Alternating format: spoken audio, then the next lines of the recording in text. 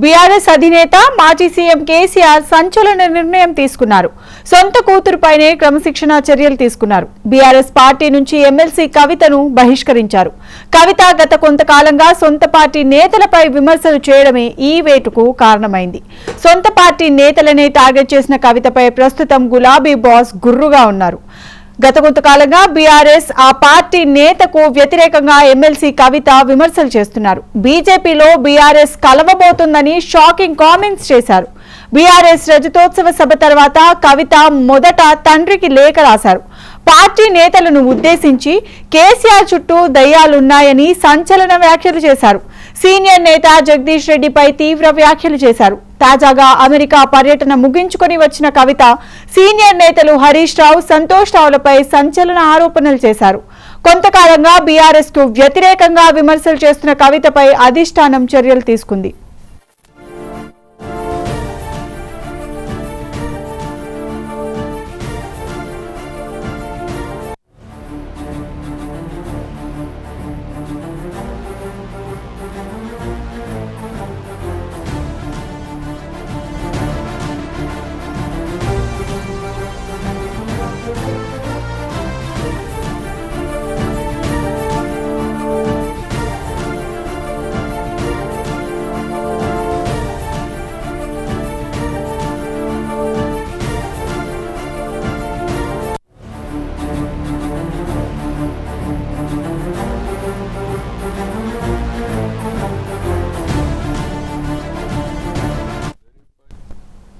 BRS అధినేత మాజీ CM KCR సంచలన నిర్ణయం తీసుకున్నారు.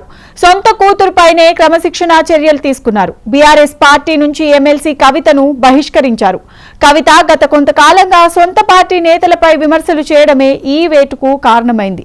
సొంత పార్టీ నేతలనే టార్గెట్ చేసిన కవితపై ప్రస్తుతం గులాబీ బాస్ గుర్రుగా ఉన్నారు.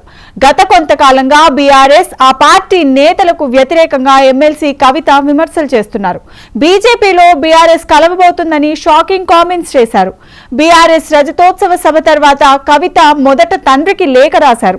పార్టీ నేతలను ఉద్దేశించి కేసీఆర్ చుట్టూ దయ్యాలున్నాయని సంచలన వ్యాఖ్యలు చేశారు. సీనియర్ నేత జగదీష్ రెడ్డిపై తీవ్ర వ్యాఖ్యలు చేశారు.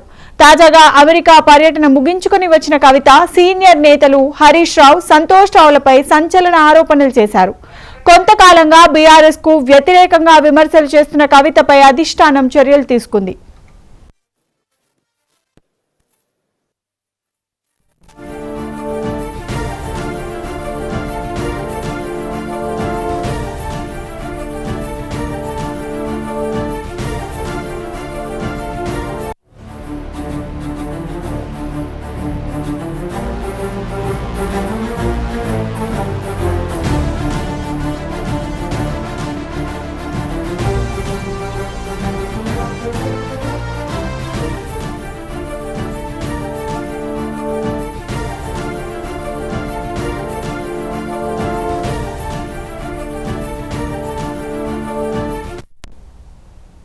బీఆర్ఎస్ అధినేత మాజీ సీఎం కేసీఆర్ సంచలన నిర్ణయం తీసుకున్నారు. సొంత కూతురుపైనే క్రమశిక్షణ చర్యలు తీసుకున్నారు.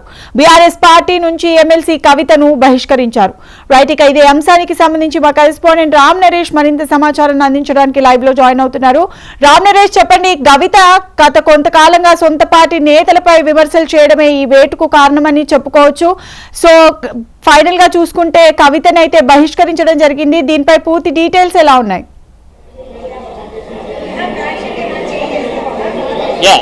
బీఆర్ఎస్ పార్టీలో ఒక కీలక నిర్ణయం అయితే జరిగిందని చెప్పుకోవచ్చు. ఈరోజు తెలంగాణ రాష్ట్ర రాజకీయాల్లో ఇది ఒక సంచలనంగా మారిందని చెప్పుకోవచ్చు.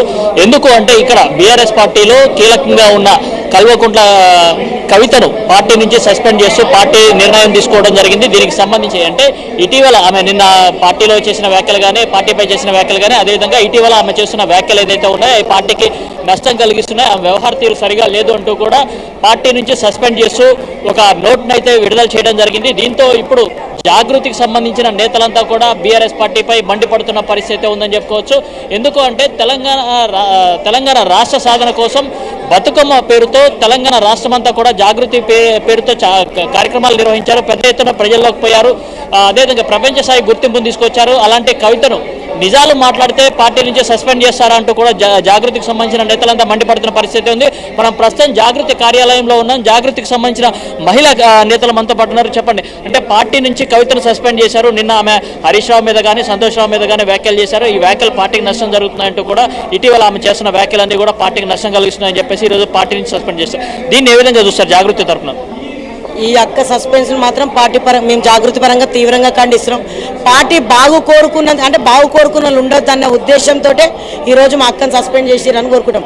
అంటే ఆమె ఏమన్నది కేసీఆర్ మీద అనకూడదు, ఏదైతే కేసీఆర్ మీద నిందేశారో ఆ మరక రాకూడదు. తెలంగాణ రాష్ట్ర జాతిపితగా పిలువబడుతున్న కేసీఆర్ మీద ఇలాంటి సిబిఐ ఎంక్వైరీ అని అడిగినందుకు నా మీద ఇప్పటి వరకు అనేక నిందలు గురి చేసినా కూడా రాలేదు. ఈరోజు మా నాన్న మీద వస్తే ఊరుకోను, నా మీద పడ్డ నన్ను అనవరం చాలా రకాలుగా ఇబ్బందులు గురి చేస్తున్నారు, అయినా సరే భరించుకున్నాను. కానీ మా నాన్న మీద వస్తే నేను భరించుకోలేనని చెప్పి అడగడం జరిగింది. కంపల్సరీ మేము తెలంగాణ జాగృతి నుంచి పూర్తిగా దాన్ని సస్పెండ్ ఖండిస్తున్నాం. అయితే ప్రధానంగా చూసుకుంటే పార్టీలో ఏదైతే వ్యవహారాలు జరుగుతుందో వాటన్నిటికంటే విమర్శలు చేస్తున్నారు కాబట్టి అందుకోసం అని చెప్పి సస్పెండ్ చేశామంటారు. దీన్ని ఏ విధంగా చూస్తారు? ఏం విమర్శలు అండి? పార్టీ విమర్శలు అంటే ఈరోజు తన సహచర ఎమ్మెల్సీ తీర్మార్ మల్లన్న వ్యాఖ్యలకు అప్పుడు ఎందుకు స్పందించలేదండి పార్టీ? ఈరోజు జగదీశ్వర్ రెడ్డి మీ మంత్రిగా ఉన్నాడు కదా, మంత్రి ఎందుకు మా అక్క మీద అంటే స్పందించని పార్టీ ఇప్పుడు ఎందుకు స్పందించింది? అంత తొందరపాటు ఎందుకు నిర్ణయాలు తీసుకోవాల్సి వచ్చింది? ఎందుకు ఆమె ఏమన్నదని కేసీఆర్ మీద ఇలాంటి అవినీతి మరకబడితే నాకు వద్దు అని నచ్చదు అని చెప్పింది. దీన్ని తీవ్రంగా కానీ నా మీద ఎదుర్కొంటాను, మా నాన్న మీద రావద్దు అని చెప్పింది. దానికి స్పందించి ఏం తప్పు మాట్లాడింది? పార్టీని ఎక్కడ ఉద్దేశించి మాట్లాడలేదు. ఏదైతే ఈ కార్యస్లో కేటీఆర్ అన్నకు రామన్నకు నోటీసులు అయితే ఎలా వచ్చినాయో, ఈరోజు కవితక్కకి లిక్కర్ స్కామ్లో నోటీసులు ఎట్లా వచ్చినాయో మళ్ళీ కాళేశ్వరం స్కామ్లో కూడా రావాల్సింది హరీష్ అన్నకు కదండి. కేసీఆర్కి ఎందుకు రావాలండి సిబిఐ ఎంక్వైరీ? దాని మీద అడిగింది. దాంట్లో తప్పేముందండి? పార్టీ బాగుకోరు. ఇలాంటి దయ్యాలు ఉన్నారు, దయ్యాలు వేదాలు వాళ్ళు ఇచ్చడానికి మాట్లాడితే ఇలా దయ్యాలు ఉన్నారని చెప్పినందుకు వాళ్ళ పేర్లు బయట పెట్టినందుకు మాకు అనిపిస్తుంది. ఇప్పటివరకు మాకు అక్క చెప్పలేదు, ఈ గతంలో లెటర్ చేసిన లీకు వీరులు కూడా వీళ్ళే ఉండొచ్చని మా అనుమానం. ఏదైతే ఉమ్మడి ఆంధ్రప్రదేశ్ ఉన్నప్పుడు ఏదైతే కక్షపూరిత రాజకీయం చేసి ఎన్టీఆర్ని పార్టీ నుంచి తప్పించి ఏదైతే వెన్నుపోటు పడిచినో అదే రాజకీయం తెలంగాణలో కూడా జరగబోతుందని మేము మాత్రం గట్టిగా నమ్ముతున్నాం. మొత్తంగా చూసుకుంటే వెన్నుపోటు రాజకీయాలు నడుస్తున్నాయని చెప్పేసి అందులో భాగంగానే కవితకు వెన్నుపోటు పొడిచారంటూ కూడా చెప్తున్నారు. ప్రధానంగా చూసుకుంటే కవిత చేసిన వ్యాఖ్యలు పార్టీకి నష్టం జరుగుతున్నాయని చెప్పేసి అందుకోసం సస్పెండ్ చేశామన్నారు. అదేవిధంగా కాళేశ్వరంలో అవినీతి ఎక్కడా జరగలేదంటూ కూడా బీఆర్ఎస్ పార్టీ ఫైట్ చేస్తున్న పరిస్థితి అయితే ఉంది. ఇటు కోర్టులో కానీ అదేవిధంగా అసెంబ్లీలో కూడా ఫైట్ చేస్తుంది. అలాంటి సమయంలో కాళేశ్వరంలో అవినీతి జరిగింది, దానికి కర్త కర్మ కూడా అంతా కూడా హరీష్ రావు అంటూ కూడా ఆమె వ్యాఖ్యలు చేశారు. దీన్ని అందుకోసం అని చెప్పేసి పార్టీని సస్పెండ్ చేశామంటున్నారు. మేము ఒకటే అడుగుతా ఉన్నామండి, కేసీఆర్ గారికి నోటీసులు వచ్చినప్పుడు స్పందించాల్సినంత స్పందించలే పార్టీ. ఇప్పుడు ఈరోజు సిబిఐకి ఇచ్చినప్పుడు స్పందించలేదు. ఎందుకు? తెలంగాణ సమాజమే ఇబ్బంది పడుతూ ఉంది కేసీఆర్ మీద ఈ ఆరోపణలు ఏంది? కేసీఆర్ గారు ప్రతి ఎకరాకు ప్రతి గుంటకు నీళ్ళు ఇస్తూ ఉంటే వీళ్ళు ఏంది ఈ రకంగా చేస్తామని చెప్పి ప్రజలు అనుకుంటా ఉంటే మీరు ఎందుకు దీన్ని ప్రజలకు తీసుకోలేకపోతున్నారు? తెలంగాణ బంద్ కాల్ఫర్ ఎందుకు చేయలేకపోతా ఉన్నారు? ఈరోజు మహానాయకుని ఒక జైలు దాకానో పేస్తా అని ముఖ్యమంత్రి అసెంబ్లీలు అంటే ఎందుకు మనం మాట్లాడలేకపోతా ఉన్నాం? ఎందుకు ప్రజలకు పోలేకపోతా ఉన్నాం చెప్పి ప్రజా ప్రశ్న.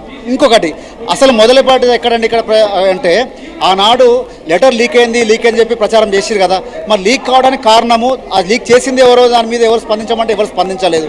దాని పైగా ఇంకా దాని మీద మసగా అంటే కొన్ని కుట్రలు చేయడం జరిగింది. మళ్ళీ కవిత గారి మీద ఏ రకంగా కుట్రలు చేయాలి, వీరిని ఎవరు ఏజెంట్ అని చెప్పి ప్రయత్నం చేయాలి, కొంతమంది సోషల్ మీడియా ద్వారా కొన్ని మీడియాల ద్వారా చేసే ప్రయత్నాలు చేశారు. ఈ బాధలో భాగంగానే అన్ని దిగమింగుకొని ఉన్నప్పటికీ కూడా ఎప్పుడైతే కేసీఆర్ గారి మీద సిబిఐకి ఇచ్చినా కూడా స్పందించట్లేదు. కాబట్టి ఎందుకు ఈ పరిస్థితి వచ్చింది? పీసీ కోర్స్ కమిషన్ ఎందుకు వచ్చింది? వాళ్ళు ఇచ్చిన రిపోర్ట్లో కొంత జరిగినాయి అని చెప్పారు. అది ఏ సంవత్సరం జరిగింది? ఇప్పుడు కాంగ్రెస్ ప్రభుత్వం చెప్తా ఉంది అధికారుల దగ్గర కోట్ల 100 కోట్లు దొరికినాయి అంటారు. మరి మేము అడిగిన ప్రశ్న ఏంటంటే ఈ రాష్ట్ర ప్రభుత్వాన్ని మీరు ఎందుకు స్పందించట్లేరు? మీరు ఎందుకు ప్రతిసారి కేసీఆర్ గారి పేరు చెప్తా ఉన్నారు? ఇక్కడ అధికారులు ఎందుకు మీరు ఎంక్వైరీ చేయట్లేరు? మంత్రులు ఎందుకు ఎంక్వైరీ చేయట్లేదు? అక్కడ సహకరించిన సంతోష్ రావుకి ఎందుకు చేయట్లేరు?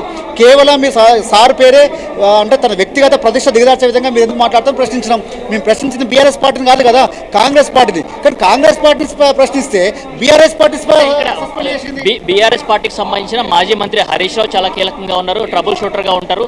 ఆయన పేరు ప్రస్తావించారు. అదేవిధంగా మాజీ ఎంపీ కేసీఆర్కి ఎప్పుడు నీడలాగా ఉండే సంతోష్ రావు పేరు కూడా చెప్పారు కదా. ఒకవేళ నీడలా Right. Thank you, Ram Naresh.